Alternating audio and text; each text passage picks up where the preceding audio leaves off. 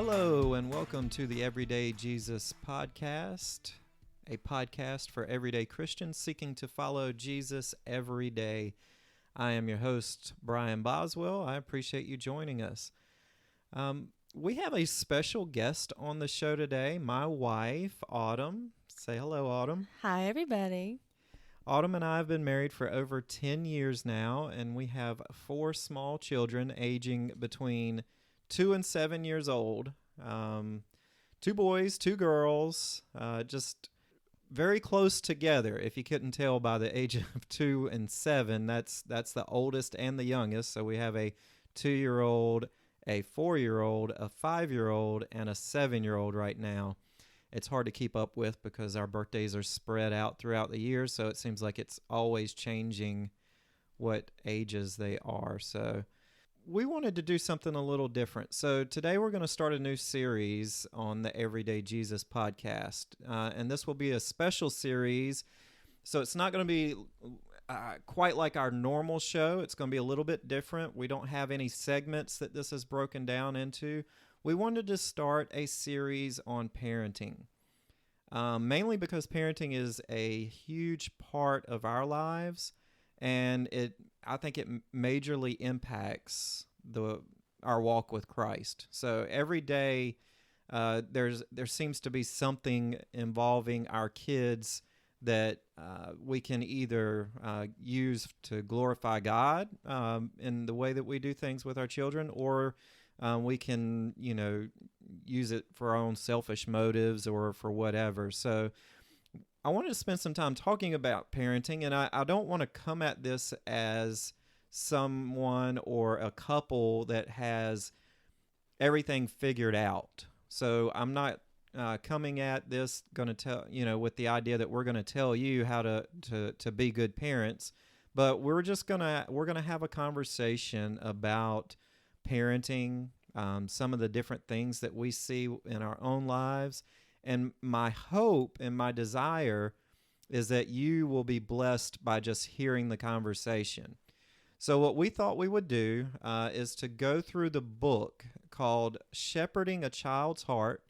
It's written by Tedd Tripp, and this is a highly recommended book on parenting, recommended by Christian pastors and leaders everywhere.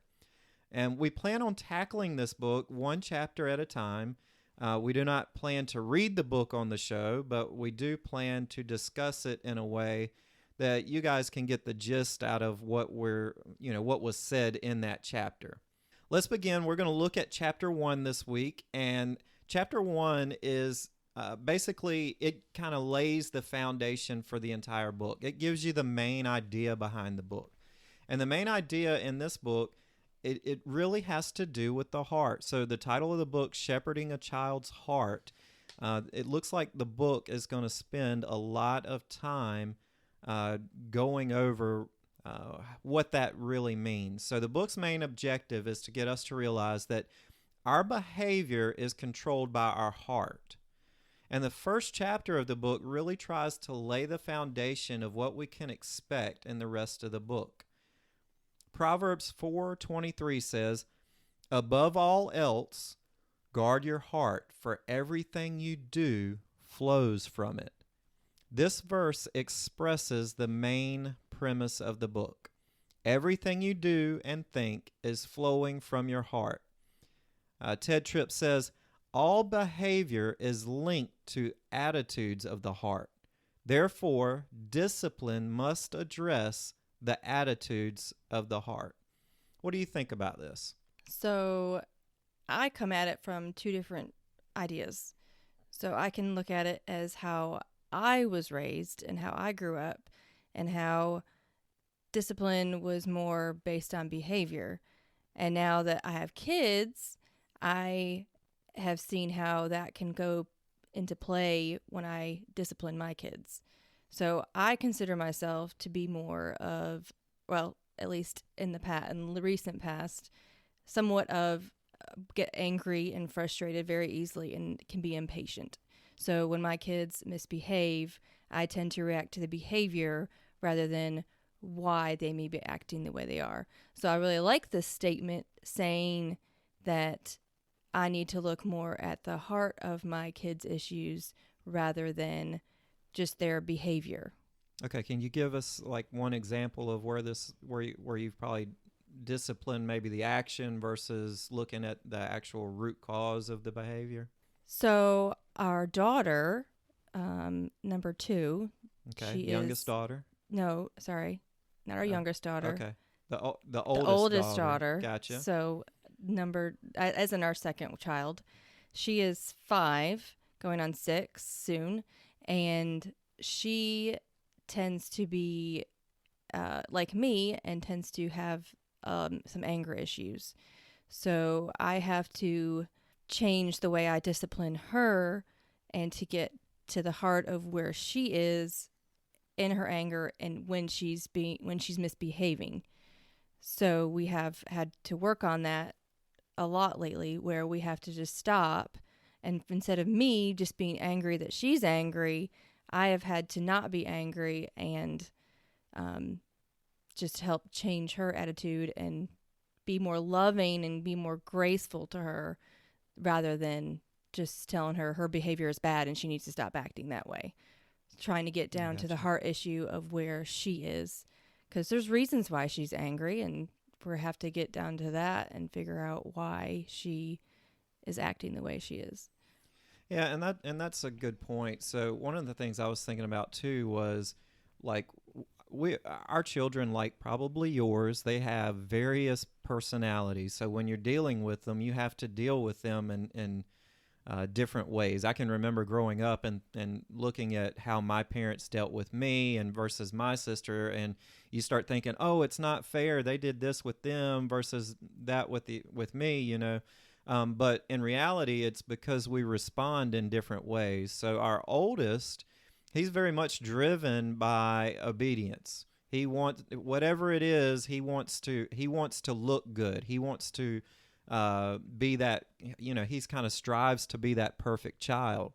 And while that in one way is helpful to us, I think it's also harmful because it it doesn't deal with the actual root causes of anything. It is simply just dealing with the behavior. Right. So when we look at him, I think it's a lot more difficult to implement this kind of thinking because it's just so driven in him to, whatever mom and dad says, I want to try to accomplish. I want to make them proud of me. Whereas our oldest girl, she tends to be, that doesn't seem to ring a bell with her. So it doesn't matter whether we say it or whatever. She's just going to do whatever she wants to do. And it seems to me like we always have to really try and find the root cause with her. Like, why are you doing this? Does that make any sense? Yeah, and I mean, I agree with that partially. And on the other hand, when it comes to our oldest, I can sit down with him and try to get to the heart issue with things with him too. Like, yes, he's quick to be obedient, but at the same time, when he's not obedient, I still think this is accurate to say there is a heart issue of why he's not being obedient. Yeah, definitely. I think it's definitely a heart issue, but I think it's just easier to correct his behavior. You know what I mean? Like it's easier just to deal with his behavior, whereas on our oldest girl, it's a lot more difficult to deal with her behavior because she's not just simply, okay, well, if you do this right, we'll give you a treat, or if you do this wrong, we're going to withhold something from you. That's not her personality. She could care less about the treat. She could care less about, having something withheld from her. She's just simply, whatever it is that's, bothering her or causing her to act that way, that is what you have to deal with her. And I think that's the hard part is it for me, it tends to be, I think it's easier to deal with her than it is to deal with him, because with him, we know it's harder to get down to the root cause because he is willing to just, if you say, hey, you did this wrong, he's quick to say, I'm sorry, and then try and fix it a lot of the times. Now, sometimes he has his issues too, but, it just seems by and large he has a harder time with that. So I don't know. I did get a lot out of that quote there, just because I thought about how we don't really think about discipline addressing the attitudes of the heart. We typically think discipline addresses the behavior. So when we discipline, you look at what did the kid do wrong, and then how do you change that? Whereas this is saying discipline is you need to look deeper than that. You need to look at the attitude of the heart. So that was important. I wanted to give a few other important verses that just validated this point that Tedd Tripp is making in the book. And he points out these verses in the parent handbook. And I'll leave a link on our blog so that you can get this book if you'd like. Both the book and the handbook, I would recommend both of them. But here's some of the verses that he points out. Deuteronomy 10:12 says, "And now, Israel, what does the Lord your God ask of you but to fear the Lord your God, to walk in obedience to him, to love him, to serve the Lord your God with all your heart and with all your soul. I, the Lord, search the heart and examine the mind." I'm sorry, this is Jeremiah 17:10. "I, the Lord, search the heart and examine the mind, to reward each person according to their conduct, according to what their deeds deserve." And then finally, Luke 12:34 says, "For where your treasure is, there your heart will be also." Did any of these verses kind of stick out to you when you read those? I think Luke 12:34 really stuck out to me because I can see that there is times when disciplining our oldest that he tends to, like Brian was saying, he tends to, like, if you give him something or whatever, then that's where his heart is. So he tends to put his heart into things. And so when I think about heart issues with him, I think about trying to help him understand that he needs to not hold fast to the things of the world, but to hold fast things more of God than the things of the world. So he has a really hard time having compassion, I guess, in those types of situations where he tends to hold fast to the things that ultimately don't lead you to Christ. Yeah, and I think we all have that issue. So, like, where your treasure is, there your heart will be also. I can look back in my life and I look at some different things in my own life where my heart is not in the right place, and it's because it's whatever I'm valuing at that moment. So sometimes I'm valuing my own, whatever my own priorities are. And in a family, that's very difficult. So in a family, one of the things that I think makes a healthy marriage is to value whatever your partner's priorities are. So whatever your partner is seeking, whatever your partner's values are, if that's where you place your value, that's where your treasure is, I think that creates a happy marriage. And I think also, likewise, in a family, when we look at families, if we can make sure that all of our values are set upon Christ and set upon his kingdom, then, that's where our hearts are going to be. Right. And we're going to see a lot of change in our lives, and I think consequently in our family, when all of the members of the family can get their hearts set on the treasures of heaven, on Christ and his worth and in his value. So I think that's a powerful verse. The other verse that I liked was the Jeremiah 17 verses that I, the Lord, search the heart and examine the mind, to reward each person according to their conduct, according to what their deeds deserve. We get really, this is a really difficult verse for a lot of us, because we know that all of our deeds, according to Isaiah, are as filthy rags. Jesus had to die because we can't live up to what the standard is, what God expects of us. Romans 3 says, "There are none who are righteous." So when we see verses like this, we need to keep that in mind, because this verse is telling us that what does it look like to do good deeds? So even though we know that we can't live up to the standard that God has set for us, it still doesn't negate the fact that we need to purposefully and intentionally walk in a manner that is of good conduct. So we see that God rewards people for their conduct. And look how it's tied in. He says, I search the heart and I reward according to the conduct. So again, this verse is kind of tying into that same main premise of the book, which is that your attitudes, your behaviors, all of your actions, they spring forth out of the heart. So I thought that was a good verse as well. Now, Tedd Tripp goes on to say that this emphasis is the fundamental tenet of this book. The heart is the wellspring of life.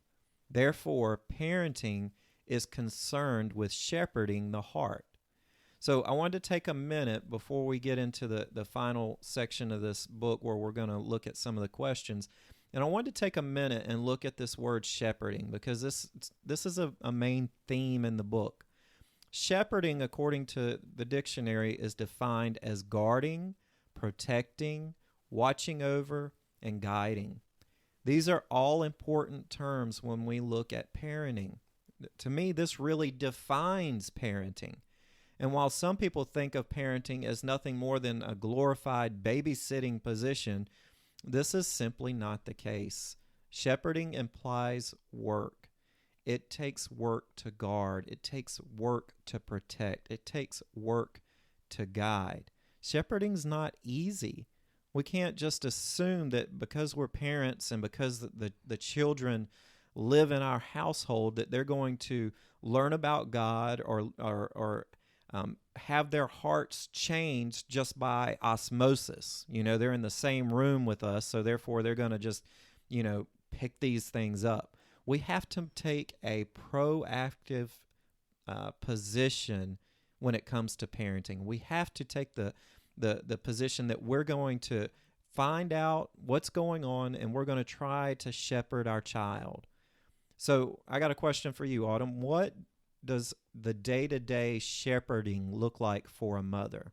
Well, we homeschool, so that in itself is a lot of work. So the day-to-day for me is difficult in trying to herd all of the kids to sit down at the table or whatever needs to be done at the beginning of the day. And it also means that they have responsibilities around the house, and that can be difficult to try to get them to do all of those things as well.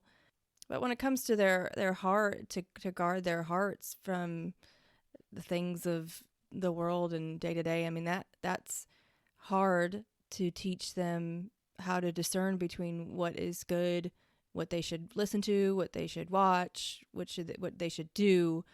So for me, it's like a constant battle of trying to determine what that looks like how I'm supposed to tell them what to do, what not to do, or just getting them to stay focused.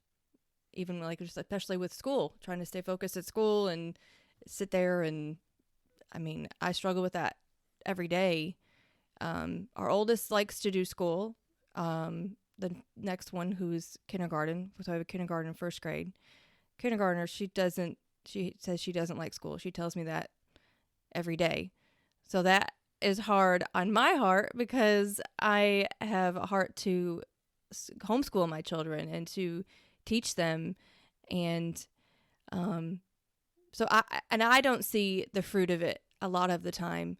So there is times when Brian isn't, always involved in everything that we do, but then when he can turn around and ask her questions about some things that we're going over in the Bible or going over in our little catechism that we do, and she can answer the questions, and I'm going, okay, God, you have given me this job, and even though I feel like I am doing a horrible job, sometimes there is those things that we see that become fruit, and at least I know that there is something good coming out of it when it's hard. Very hard. I can definitely agree with that. I think when we look at our own lives, when we're taking apart this and just kind of doing a maintenance check or an oil check here to see how we're stacking up, at least according to what this book puts out as the important things. I do believe like we sometimes struggle with the actual shepherding of the heart part, because you were talking about it earlier. I think one of the issues we've got two smaller kids, and smaller kids, it's very hard to get to the root cause of why they're doing certain things. A lot of times it's just simply selfishness, and they can't, we've got two that aren't, that talk but aren't, very fluent. To put it simply, they're 2 and 4 years old, and one just turned 4. So it's very difficult to get down to the root causes on them. And I think a lot of times you spend a lot of time just trying to, change the behavior. But I want to look at this as more like, how can we do a better job of shepherding their hearts on a day-to-day basis? So whether it's, being more, I think it's just, to me, I think being more intentional. So instead of just immediately snapping back at whatever the behavior is and trying to correct the behavior, it's intentionally asking yourself the question, why is this happening? What's going on? Why is he doing this? What is really going on? Versus just immediately, trying to correct the behavior so you can move on to the next thing. And obviously you're busy because you're homeschooling and cleaning and, preparing the house. So part of that is it's going to take work to kind of step back and say, why is he doing this? Why is he whining all of a sudden? What's going on inside of him that's causing him to do that? So, that's something I think that I'm going to try to start to do after reading this chapter in the book, was try to be at least more intentional on how I parent when my kids are, misbehaving in particular. But, just trying to be more cognizant of the fact that, there's a reason behind what they're doing. There's a heart issue here, and am I addressing that heart issue in whatever response I have towards the kids? Does that make sense? Yeah, and sometimes, this may not be totally accurate for what we're talking about, but sometimes, at least with the little ones, sometimes the behavior issue can be that they're just hungry or thirsty or something like that, to that effect. So like you're saying, it's hard with the 2 and 4-year-old to just be like, hey, why are you whining today? And what's going on? And sometimes you can't even ask the older ones that question. It's just, I think, trying to not snap at them, because I think that in turn just makes their behavior worse. Right. So they just reflect whatever I'm giving to them. So if I'm giving them anger and frustration because I get impatient and I'm tired and it's the end of the day and it's time for bed, and I am so guilty of the last 30 minutes of the night trying to get everybody in bed, and sometimes, like you're saying, that is probably my good opportunity just to say, you know what, it's not the end of the world to just stop and not be so impatient and so angry with them. I need to be more intentional on how I respond. Yeah. And I think that is a big thing. Even with this, it's like, yes, we're trying to shepherd their hearts, but at the same time, I think we have to be aware of where our hearts are when we are parenting. Yeah, that's a good point. So to close this out, let's look at a few of the questions that were posed by the book. And I'm just going to read these questions and ask for you to respond to them. And then if I have anything to add, I'll add to it. But I really wanted to deal with some of these because I think it kind of leads in certain areas that we may have not talked about when we were talking about this first chapter. So number 1, explain the importance of dealing with the heart in discipline and correction in children. Why do you think it's important to deal with the heart? I think it's important to start when they're small, because eventually they're going to grow up to be adults. And if they don't know how to deal with their own heart issues, then they are going to struggle as adults to know how to deal with any kind of relationship. So I think it's important that they are disciplined in a way that they can know how to correct themselves in a way too. So if they are seeing me to stop to say, hey, what is the deeper issue in your heart, then they are going to probably that's just going to be ingrained in them as they get older to deal with their own heart issues and maybe even ask for help. And it'd be easier because they know that it's okay to deal with those deep issues rather than saying, I have this bad behavior, I just have to correct this behavior. It's not just the behavior, it's the heart. Yeah, exactly. I know I don't remember, if my mom was good at that or not, but I do know that as I was growing up, I did kind of introspect a lot on like, why am I doing this? Why am I acting in this way? Why am I doing these things? And I mean, honestly, I can remember doing that being very young. And I don't know, I'll give shout out to my mom. Maybe she was the one that did put that in me. I just can't remember. But I do remember thinking about those things when I was a child. And I do think that does help throughout the rest of life. So I agree with you there. Number 2, why is it so easy to get sidetracked with behavior when issues of the heart are clearly so much more important? That can be a tough one, but that is a tough one. I think it's just easier to try to correct the behavior than to try to actually sit down. It's like it takes longer. So, and in essence, it actually doesn't, but it feels like it would just take longer to stop because you're having to, again, change your own heart. Because if you're used to just disciplining a certain way of being quick to say, no, stop that. Well, why do they keep doing it?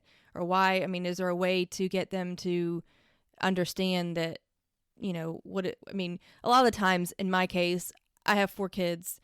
I'm cooking, cleaning, doing something. A lot of times at dinner time, it's a constant, Mommy, I need this. Mommy, I need that. Hold me, whatever. And so I have to, sometimes it's just easier to just throw it to the side instead of just stopping for a minute and saying, oh, well, you just need this or whatever. And it's just, so a lot of this, I feel like it's almost working on me than it is working on them. Yeah. But well, and I agree. I think it's easy to get sidetracked because we are so busy. Yeah. And I'm not just saying that because we have 4 kids. I'm saying, that I think is a normal part of our age bracket, this part of life. Once you have kids, you tend to be busy. You tend to have to, you have a lot going on. So it's hard to, actually take the time, like I was saying, and just step back and look at, like, why is this behavior happening? Because that takes time. It And does. a lot of times you're like you said, you're busy doing cleaning or cooking and there's other distractions. And for me, it's, I'm working all day. I get home at night, I work some more. And, you got all these things going on that the behavior is just so much easier to just say, hey, stop that. Don't do that.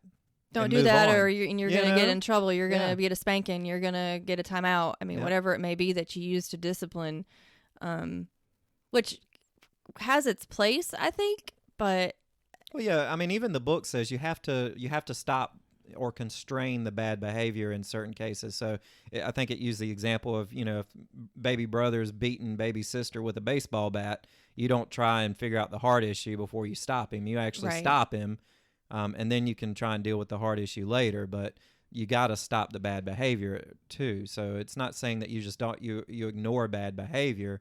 It's saying that you have to find out the heart issue. So number 3, what is wrong with a change in behavior without a change in heart? I think that ultimately, if you don't change their heart, then the behavior doesn't necessarily get better. Because I can say that I have had to work on my anger and issues and impatient issues with the kids, and especially when it comes to our oldest daughter.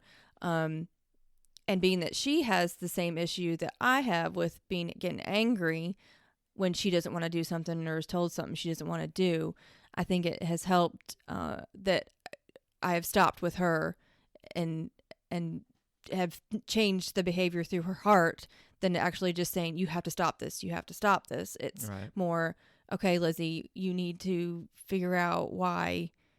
We need to figure out why you're angry. And like, we've actually had a conversation. Like, you know you're getting angry, right? Yes. Okay. You know that mommy deals with this too, right? Yes. Well, we need to help each other and figure out, get to the heart of this. I mean, I don't really say heart, but get to the deeper issue, or get to the, we need to work together to fix this. Right. And so ultimately, it's basically putting our hearts together in a way that, Right. We both struggle with it and we both are figuring out how to deal with it.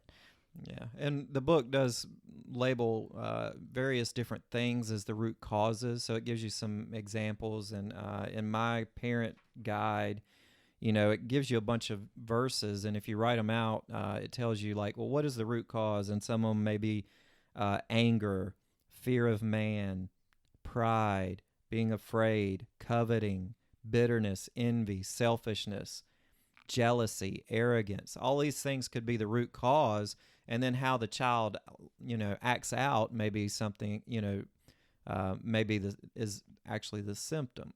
So, I look at it as, if you had headaches every day, if you had a headache every day, and the only thing you ever did was take some ibuprofen for it, you're going to treat the symptom, but you may have a deeper cause to that headache, and you should really go to the doctor, because there may be something causing that headache, God forbid, a tumor or something like that.